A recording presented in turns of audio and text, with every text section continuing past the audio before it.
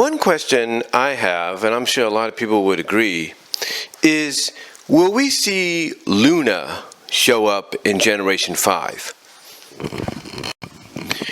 The reason fans ponder this question or ask this question or even wonder about it, not just with Luna but with any of the Gen 4 characters, is due to the fact that there is some artwork out there to where it shows Luna alongside Discord, viewing from afar the ending to G5, or basically the G5 movie. And Luna complimenting that Twilight would have been happy to see this, or they wish Twilight was there, to see this.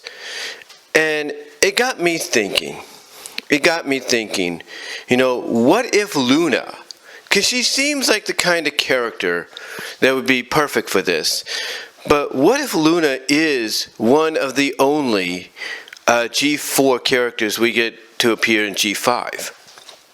I mean, it would, work into the fact that she is immortal, but again, she has that characteristic about her to where she could fit in to any version of MLP in the past decade or so, and she wouldn't feel like she's out of place.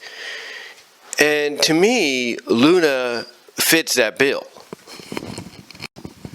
She fits it because, we're all going to probably, as fans and viewers, we're probably going to get answers in the upcoming series next year, as well as in the upcoming 44-minute special that's scheduled for May, if not sooner, here in North America, as well as the following 44-minute specials that come after that. So, with Luna potentially being one of those characters that could cross over and make an appearance, she could be one of those characters or the character that explains to the new generation, the new main 5, if you will, if not main 6, if let's say Sprout, gets involved. She could explain exactly what happened.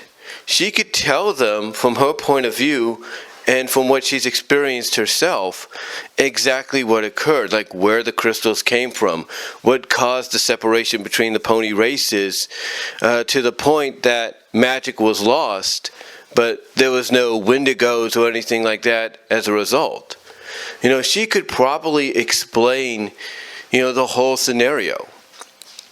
And to me, she would be basically the perfect, I guess you could say, bridging between the two series, the two generations, to accomplish that, to make that connection more stronger than what it's perceived to be. And again, like I said, she is immortal. She's immortal. But you might ask, well, what about Celestia? What about her? She's immortal too. Well, here's the thing about Celestia. Yeah, Celestia could show up. I'm not denying that. I'm sure her name will be referenced several times over. But here's the thing.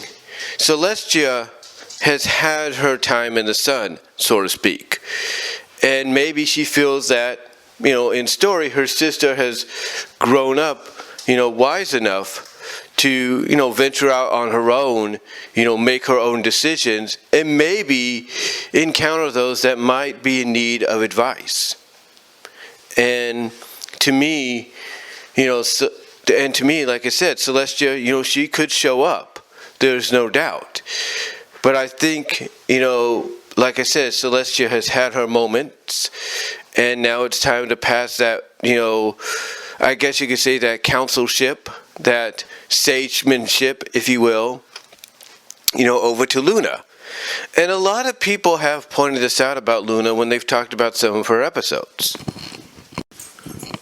What I'm talking about is when you listen to what Silver Quill had to say, and what Firebrand had to say in their separate reviews of the Do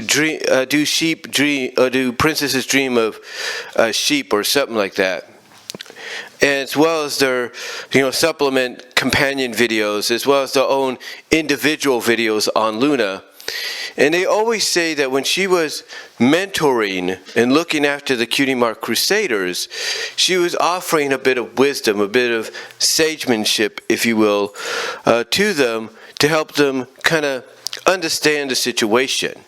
She was also basically able to relate with them, mostly like with Sweetie Belle, because of her status as the younger sister.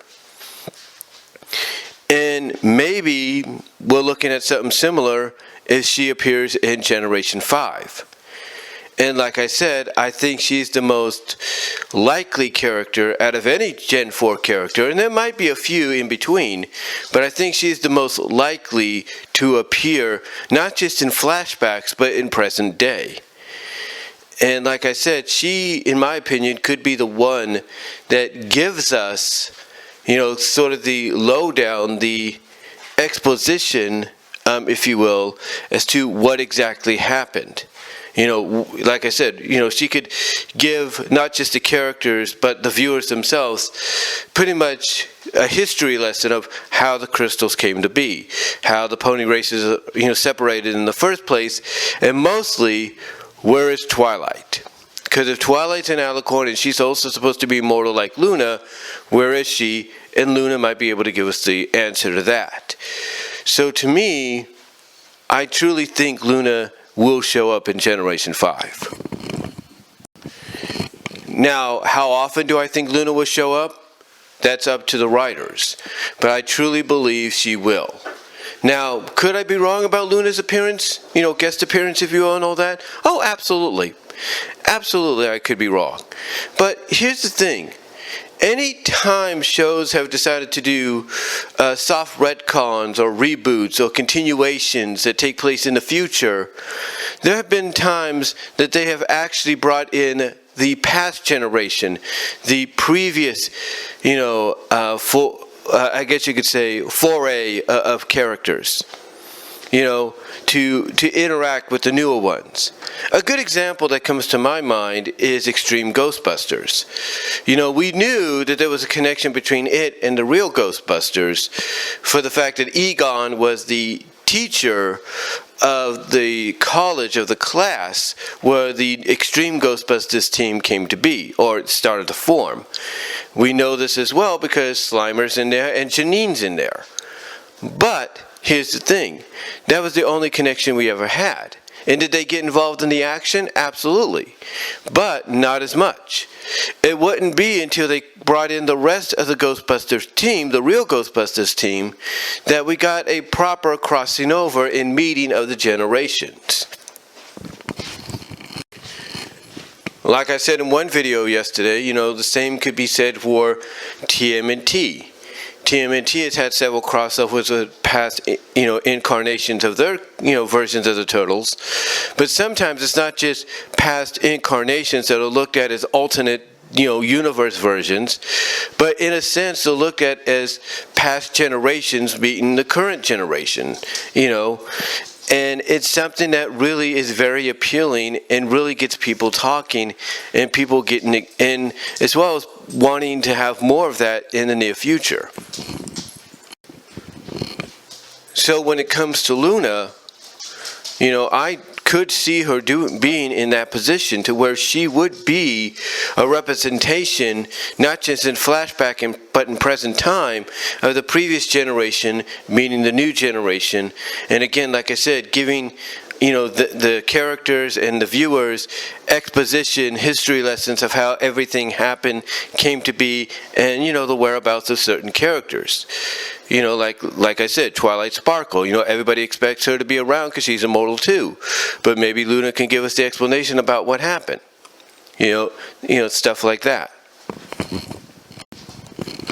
However, in closing, if I'm going to look at one character specifically out of several that probably will make appearances in flashbacks, maybe present time, maybe referenced and all that. But if there's one character in particular I could see, going, down that path of, being able to show up in, the present day, as well as be showing up in flashbacks, it's going to be Luna. I'm not saying we won't see anybody else. Believe me, we probably will, in flashbacks and maybe present day as well. But honestly, I think the one that's most likely to show up and interact with the new characters in present day, not as well as we see her in flashbacks, maybe it's story she's telling, we see her there as well, it's going to be Luna. And I'm not just saying this because I'm a Luna fan. I mean, honestly, I am. There's no doubt. But I'm not just saying that because I'm a Luna fan.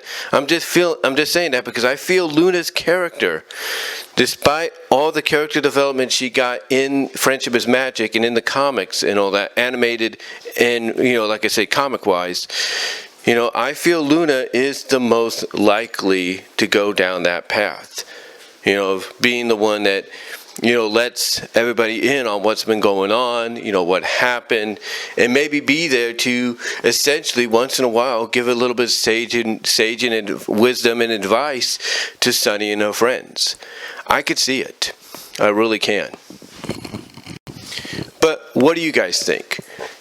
Do you think Luna would probably be the most likely character to show up out of Gen 4 characters in G5 in, not just flashbacks, but present day, interacting with the new characters and sort of being that bridging gap that, strongly connects both in continuity, both Gen 4 and, Gen 5? What are your thoughts? Leave a comment below, live chat during the premiere, which hopefully you have. Like the video.